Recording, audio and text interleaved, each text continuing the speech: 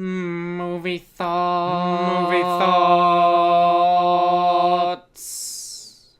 Doctor Strange is the next installment in the Marvel Cinematic Universe, starring Benedict Cumberbatch and Tilda Swinton and a lot of other people that are kind of inconsequential, because my whole reasoning into going into this was watching Benedict Cumberbatch.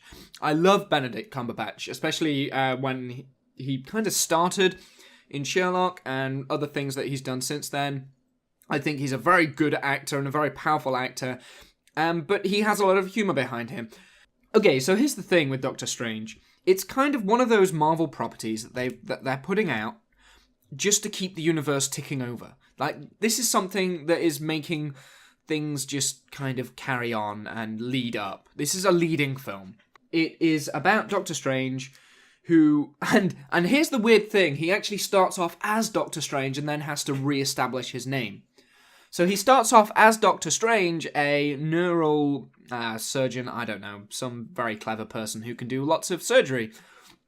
And he's very good. He's very good at his job, and then he gets into a car crash, and then he can't use his hands, which means he can't be a surgeon anymore. And that puts him in a very big dilemma. He spends all of his money on trying to sort out his hands, and then he ends up in Nepal, where some monks decide that they're going to teach him how to be a magician. That's essentially the whole premise. And on paper, I should love this idea. Like, I love kung fu movies. I love Eastern values. I'm not entirely sure it has a place in the Marvel Cinematic Universe, but I think that they did fit it in okay. They've aligned it more with the Thor way of thinking rather than the Captain America and the Iron Man way of thinking, where anything is possible with, like, technology, and Captain America, where it's just good values and brute force.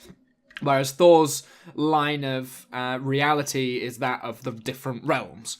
So it's kind of aligned with that, and it makes sense that you think of it more of as a Thor property rather than a Captain America property. Which is now how I'm separating Marvel. I think there's a distinct line between the things that are coming out, like, say, Guardians is a Thor property. It's in that Thor universe. It's not set on Earth in realism, whereas Captain America... Ant-Man kind of is in the Captain America universe kind of thing. Iron Man, that's in the Captain America kind of universe. And they will collide every so often when the Avengers come together. So, here's my problem with Doctor Strange. The story itself is fine. I can get on with that. The villain is same old Marvel, kind of, you don't really care. You get all of his backstory told to you instead of it shown. I think that if you had shown the villain's backstory, him losing his family and wanting to become more than life and wanting life to stop, I think that you would have gotten behind him more. But you don't see that, it's just told to you, and so you're expected to think that this guy's just, he's just a bad guy. That it's Marvel, like, don't think much for the bad guys. Loki's literally the only one that we can get behind. So Doctor Strange, he ends up learning all this magic. But the thing that I didn't like about this film, and it happens quite a lot, it's very westernized. So all of the fight scenes, all of the editing, the style... It's very westernized, it's very Hollywoodized, and that pisses me off, because if they'd have got some really great Eastern directors in, and stunt choreography, and cinematography, and all of that, like Crouching Tiger, Hidden Dragon sort of thing, or even The Matrix, like The Matrix had that steady cam that was watching everything, and you could see everything, and it looked really great, and...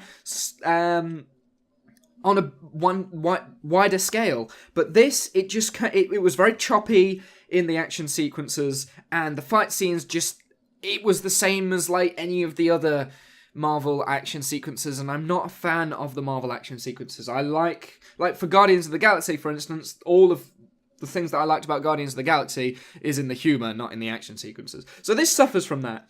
It also has a fairly boring plot. Like, it's bog standard, we've seen it before, and it's getting boring. It's leading into Thor Ragnarok. I don't really care about Thor. Like, the Thor movies are fairly dull and boring, and this is just another property that's kind of turning away just to make money.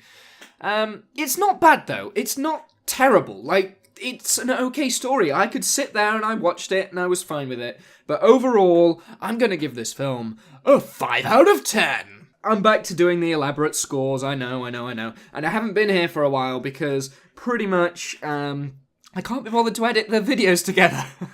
I've got I've spent about a month of not going to the cinema because I've been really busy. So this is the first one I've got back into, and I'll get this out as quickly as possible because I got a preview screening again, and I'd like to do that as quickly as possible. I do have about 8 other movie thoughts that I've recorded, and one that I didn't record, which I don't think I will record. That was The Magnificent Seven. I don't think I'm going to record that because that was kind of...